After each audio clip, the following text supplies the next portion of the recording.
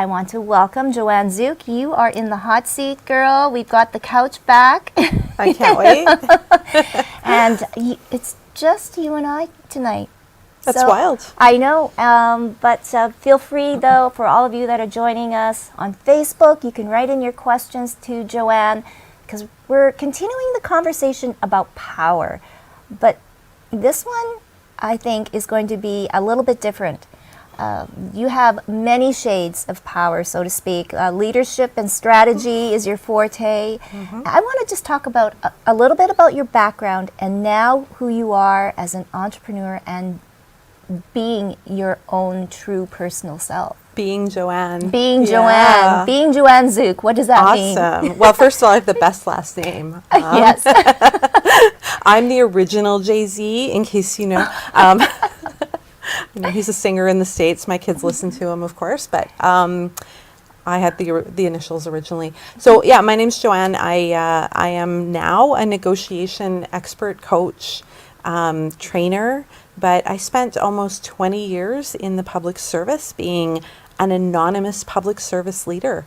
And so I've gone through a huge shift in being, you know, present and being able to speak my truth, and not be behind the scenes in the last year. And it's been amazing. I left the public service in March, and I can honestly say I'm happier than I've been in probably 25, 30 years, since I was like 17 and life was all ahead of me and perfect and amazing, right? Well, you know what? Well, first of all, to have the opportunity that you have now, it is really, truly wonderful. And I think that's where a lot of women now are wanting to go. And I think age doesn't matter.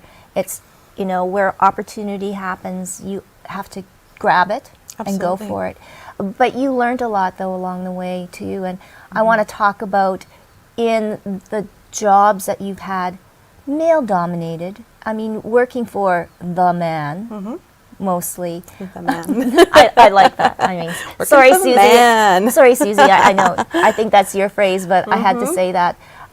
But you have to see a shift, though, in that now. Right? Women are getting into power. Yeah, but there's an interesting thing, and I've talked about this with a few people recently, an interesting observation that I've seen among women in power, certainly over the last 10 or 15 years, and it was even more prevalent before, is that women now are finding that they have a choice when they have power. So my last job in the public service was the coolest job that you could imagine. I got to lead a culture of innovation, build a culture of innovation across the whole organization, and work with inspiring public servants who were doing really rewarding and important work. And what I found was that so I used my privilege in that position to create opportunities, to bring diverse people into that office and influence policymaking across the organization, to really eliminate some of the barriers and the sexism and misogyny that I had experienced, and use my power for good rather than evil. But so many of the women, and I know others have experienced this, so many of the women that I worked alongside over the years chose the other path. So we all had to face that sexism along the way. I mean, I remember stepping into the Department of Finance, coming to my first meeting, and I was wearing a pink blazer, and I walked into a room of 35 men, all wearing black suits, white shirts. They were all gray hair. They looked identical. And me in my pink blazer, you know, for many years, like I really you had to play the part to get to those tables, but you have a choice once you get there to make things easier for others, or to, you know, as I heard many times, you have to earn your stripes, because I did too. And there's this nasty tendency that a lot of my colleagues had you know, borne on their teams, that the women were held to a higher standard, and that's just not right. No. We face enough garbage on the way up that we really do need to lift one another up. So, and why is that? I think that we truly do find that more often than not, we really don't really support women. In this day and age where we say, okay, we're all sisters, and you know, we're here for you, and we hear you, but at the end of the day, Yeah, I think society teaches us that it's a fixed pie, that there are only so many seats around that table, that there are only so many opportunities. And in fact, one of my closest friends, even today, she was announced to be the new incoming CEO of the YMCA of Winnipeg.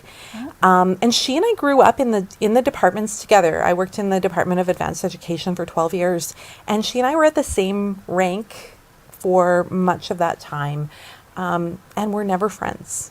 Because, the system, the people around you make you feel as though those people, those other women are a direct competitor, that there's really only room for one of you at the table. And so there was a period of time in my early career where I was all about lifting my female colleagues up and my non-binary colleagues up. Like, let's lift them up, let's find space. But then as you start to advance and you start to experience that, sexist comments here and there, difficulty in getting projects. Oh, can you organize the office Christmas party? Okay, like, I'm the last person you should ever ask to organize anything.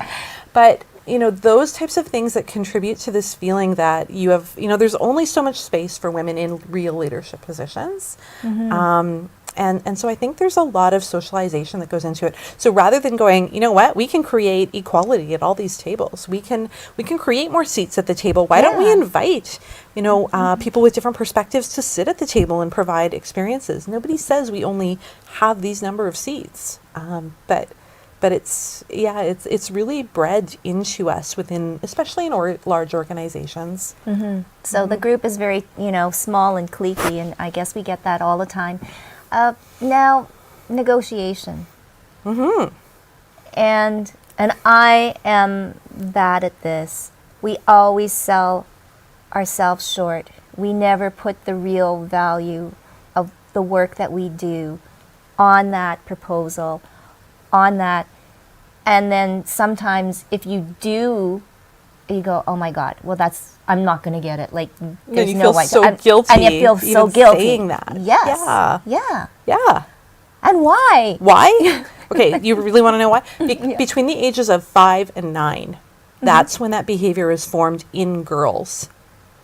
Wow. So if you think about yourself at 5 years old, you probably asked for the world. Mom would ask you, what do you want for supper? And you would say, Mommy, I want popcorn and candies, and I want steak dinner, and I want all my favorite things.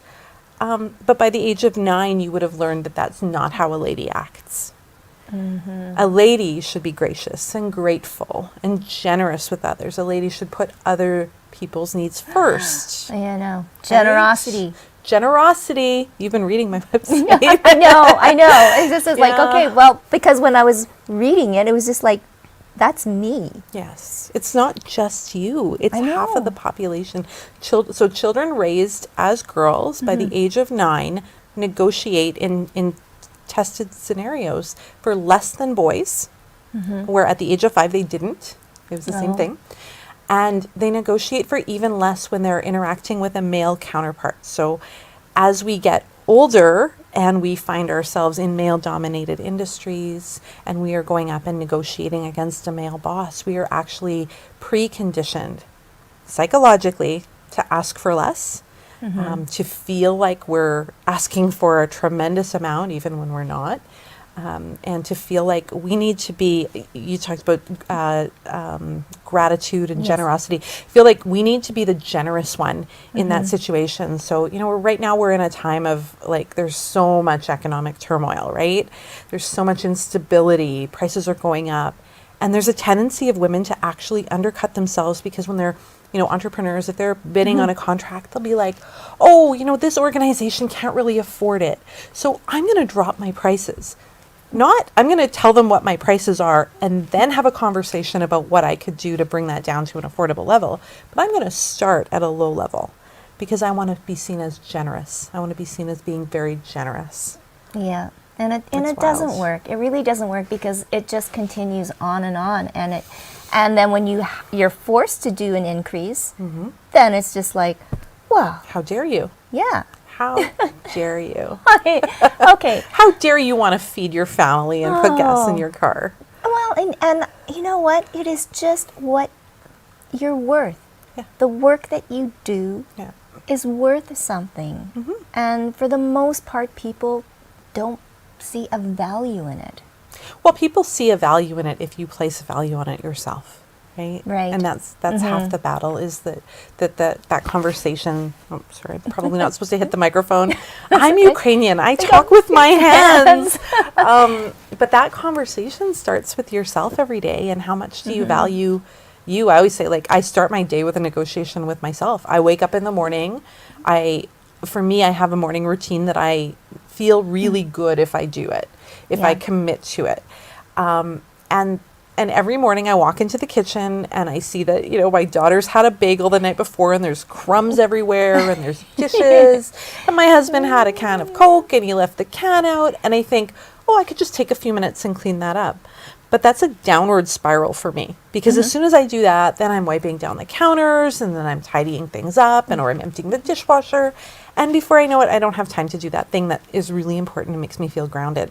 Right. I mean, that's the first negotiation that we do every single morning with ourselves. So am I going to put myself first, or am I going to put myself second after the crumbs on the counter? Well, and we always do that. Yeah. So what is it that grounds you? Is it like a project that you're working on, or it could be anything that comes to your mind?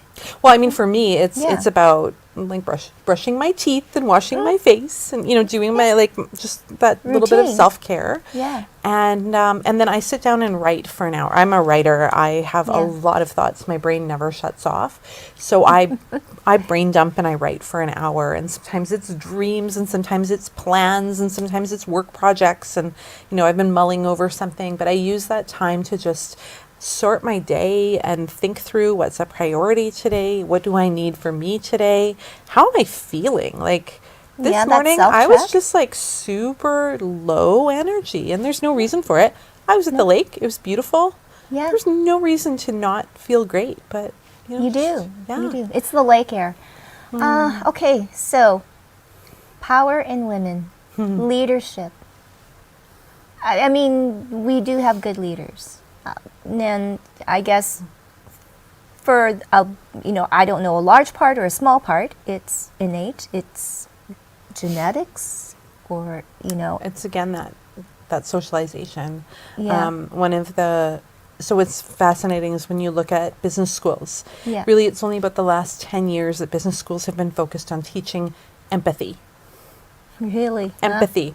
Empathy is a core function of an effective leader. So EQ, emotional quotient, I mean, that was first, I think, developed, the concepts around that in the 80s or the early 90s.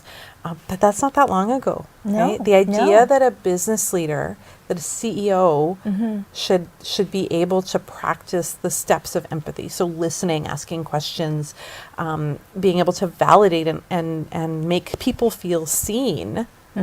Right? Yes. That set of skills is now, of course, being taught in business school. And it's the thing that really frustrated me when I started working on the negotiation side of things, because all of the research about negotiation comes out of, or most of it comes out of Harvard. Yes. So Harvard School of Business, and there's a school of negotiation there.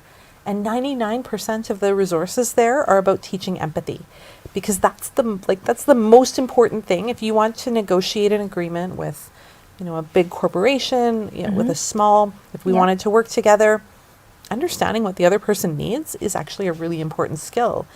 And lo and behold, so many of the students coming through the program didn't have that innate skill, because again, it's something we're conditioned as women, as children raised as girls to really hone,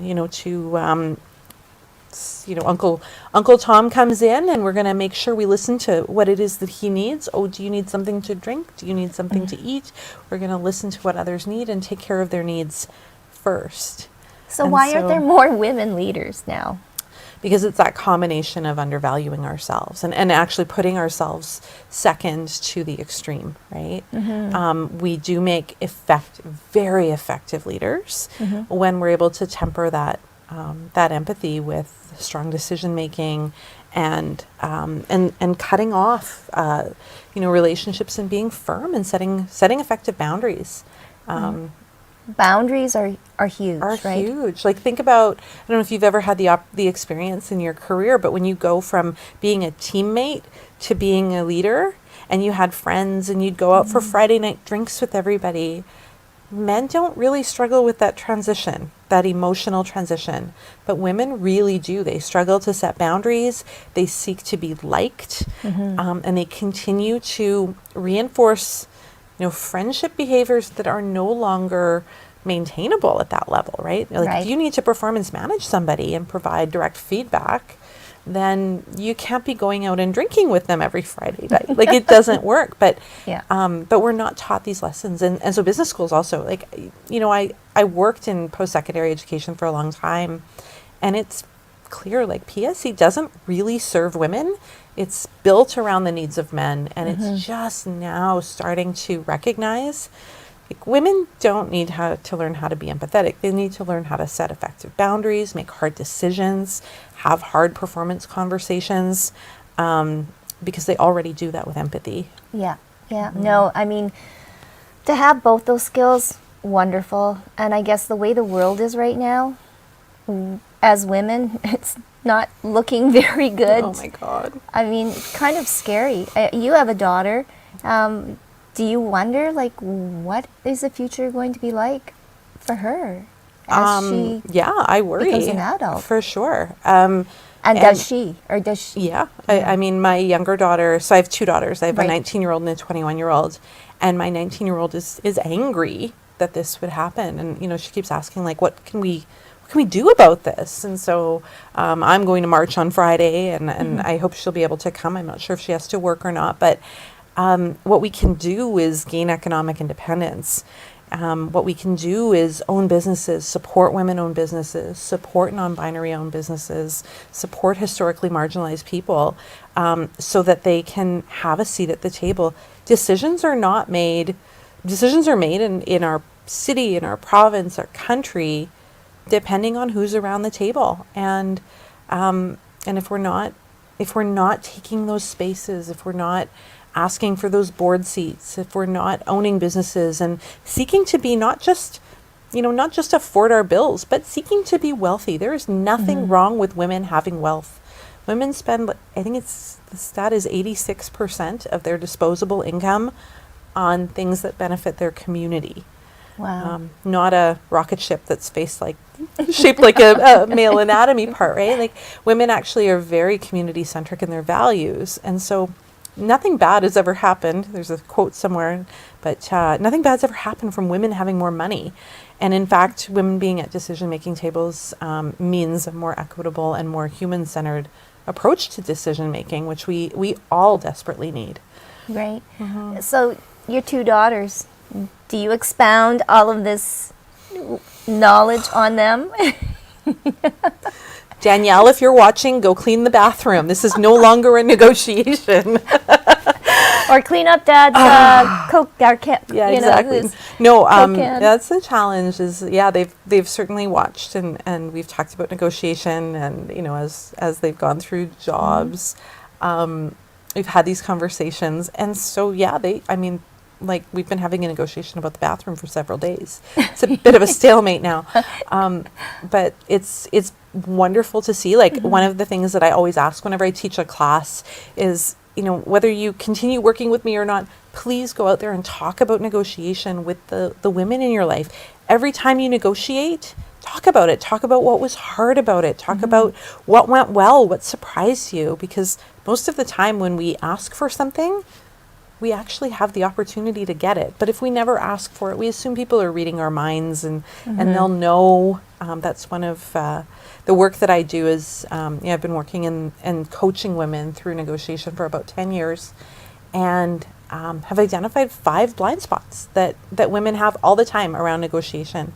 And one of them is this faith, this belief that they're just going to know that I want this or that I deserve this. Like, this absolute faith that the world is Good. it's a good world, and the person cares about me, or they're interested in me, so they're going to give me a fair deal, or I'll get a good benefit out of this. And that's actually not the case. Wow. So what are some of the the more prevalent things that you see in women when it comes to negotiations? Well, we talked about some of them. Generosity is, so that's one. Generosity, gratitude.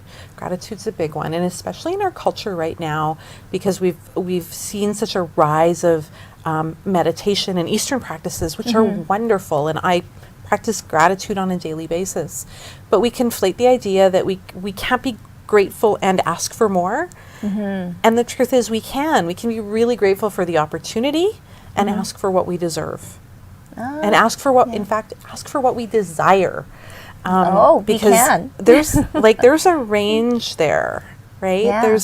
We often walk in and say, well, here's what I need. Yes. Okay. Yeah. But you're only going to negotiate down from there.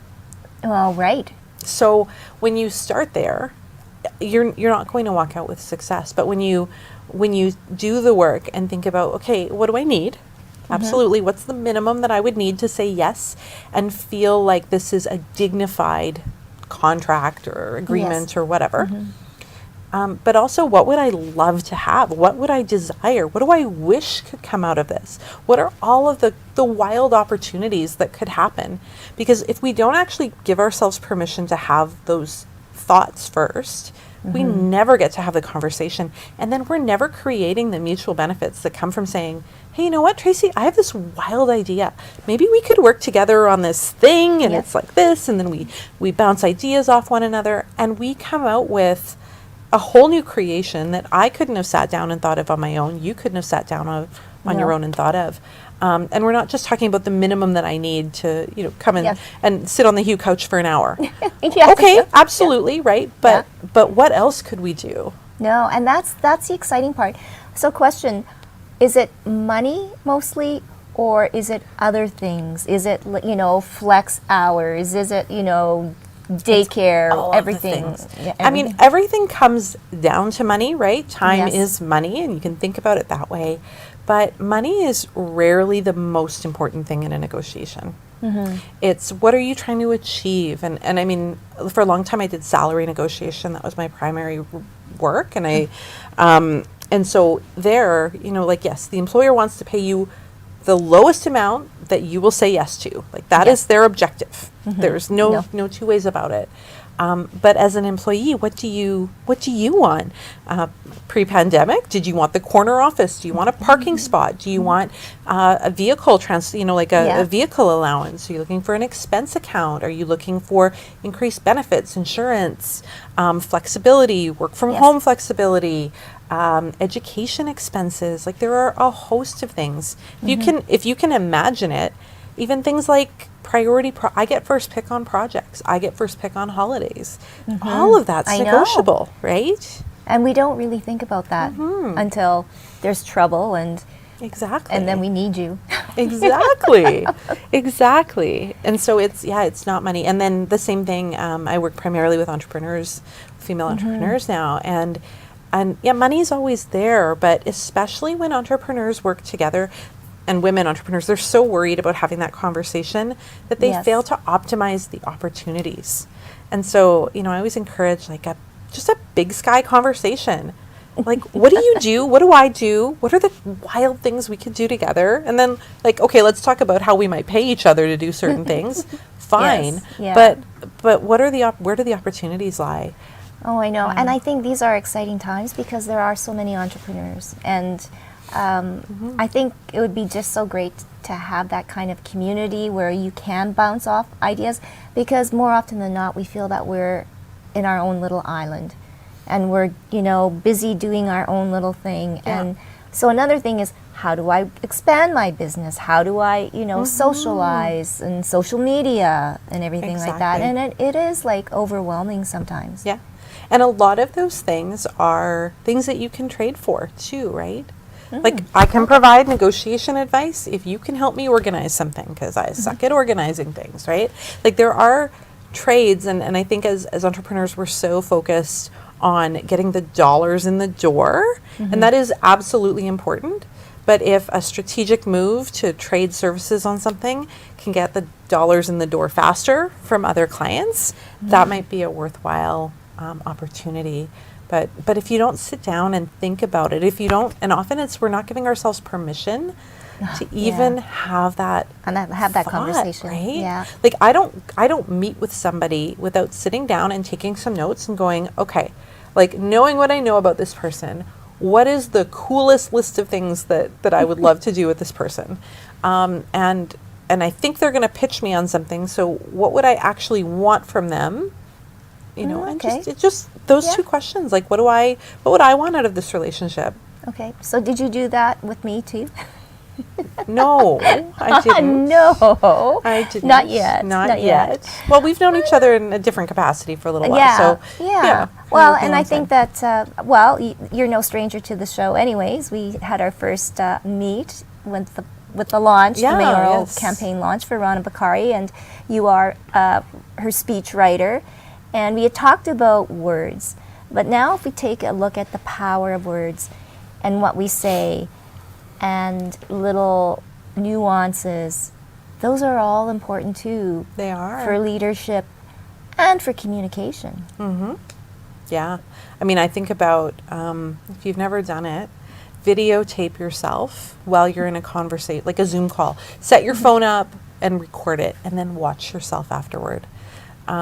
The number of times that we diminish ourselves in conversations, that we're self-deprecating, that we're saying, well, I just need, or I only need, that we're minimizing our needs. Well, it would be okay if we just did this. It's unbelievable how we, I think we've really been socialized. Glennon Doyle talks about this in her, in Untamed, in that book. But that we've been so socialized, especially as women of childbearing age, to be selfless, to give of ourselves, to be that's the best compliment you can give a woman is to say, "Oh, you're so selfless." And I'd be going, huh? Well, because selfless, the opposite of selfless is selfish. Yes. And that's the thing that we don't want to be, right? We don't want to be arrogant. We don't, because there's a special treatment that we have for women who are arrogant and selfish and bullies, and we treat them and we speak about them with really disparaging terms. We would never do that about men, right? No. Or rarely, and we would still defend them for being, like, I think about the former U.S. president, right? Yes. He's just a businessman. That's how they are. We condone the behavior because it's gender-based, right? And we are not supposed to be that way. But there's somewhere in between selfish and selfless. And I like to think about it as self-respecting, self-care. Like, there's a whole continuum there. Just because you decide to put yourself first this morning does not mean that you're at the opposite end, that you're like with Mr. Trump down at that end, right? No. But those are that's how we internalize it. And we think, well, right. I have to put everybody else first, and then I can go and sit down and read this book that I've been waiting for 6 months to read because that's just or you could just sit down and read your book and be like gloriously happy on Saturday afternoon, and then your family will get the best of you and you'll order pizza instead of you making it from scratch. And you lead such a Pollyanna life. No, I make the pizza from scratch and I swear my head off in the kitchen. Why am I doing this? Reality. But it is practice, right? Yeah. And we don't do it enough. I guess perhaps we don't give our own self enough credit. We forget that we only get to live this life once. Whatever you believe about afterlife or whatever, but you only get to be Tracy this one time, and you only get to do all of the magical, wonderful things that you're going to get to do once. So, why would you spend 60% of your life worrying about everybody else first? Nobody else is going to live your life for you. You're the only one that's going to do it. But we're just so conditioned and socialized to focus on the needs of everybody else before our own. And that means we're operating as shells, really. And we can't. So are you, Joanne Zuk, happiest ever right now? I am. I actually really am. I mean, I'm still I fight with my husband. I fight with my daughters. Yeah, no. Clean the toilet. But, yeah, like I feel as though I am able to live in alignment with my values more so than I ever have, right? So, I mean, working in a public service role, you don't get to have a voice. You're supposed to be quiet, and you're serving the elected government. And so, I couldn't speak out on social media. What I would say about even issues like what happened in the United States last week, I wouldn't have said anything probably a year and a bit ago. But now I get to say that violates my values. I believe that women and men are equal, and we should have the option to make whatever choices are right for us. But it's just so freeing to be able to do that, to choose work and to work with people that I really like. I always get this question whenever I post when I post things that identify that men and women are different in negotiation on social media. Yes. I always get a DM or 6 from an angry man who says, "Why don't you create these things for men?" Well, because the rest of the world is created. The 99% of the stuff coming out of Harvard is just fine, right? Yes, yeah. And so it's wonderful. It's so rewarding to be able to work in alignment with the things that I think are important. And I just want to see. I had the great fortune of mentoring so many young and not so young women throughout my career, and seeing them grow into themselves and take ownership and take up space in a leadership role. So rewarding. And And before we end, I think to speak on that is that when you have the confidence and belief in yourself, you accept other people and you celebrate their accomplishments exactly as equally as yourself. Yeah. Because you are fulfilled. Yeah. And it is, I think, those that are unfulfilled, that's where the jealousy and all of the envy and then the bullying and passive aggressiveness and all of those wonderful things that us women go through, that's when that happens. Yeah. And then you have to kind of take a step back and what is it really? Why am I really saying this or doing this? And what's the end game, right? Yeah. What are you trying to achieve? Is it just about you? Is it about or is it about actually making a difference? And making a difference means, pulling other people with you and supporting others. And everybody's in a different place. Everybody's in a different stage of their lives and their careers. And you know what? I'll even say there is actually one other negotiation coach in Winnipeg. I had never met another one, and then I finally started, charging for my services, and I met another one, and I work closely with her. I lift her up. Her name is Kat Daka, and she's very active in the Filipino community. But she teaches negotiation from a completely different perspective. It's about a migrant's experience with negotiation and unpacking that colonial, colonial experience of your self-worth and your self-value. And so that's a whole other story. It's a whole other side of it. She needs to be on the couch. She should be on the couch too, yes. Because if we look at our women, our BIPOC community. Exactly. And like you had talked about non-binary too, that's a whole other conversation to be had. So I really, really appreciate it. So great to see you. You kind of, set the story straight on power negotiation. Joanne Zuk, she is the expert, but you know what? It's always great to meet another incredible woman in our city. I know, and there are so many. So, well, thank you so much.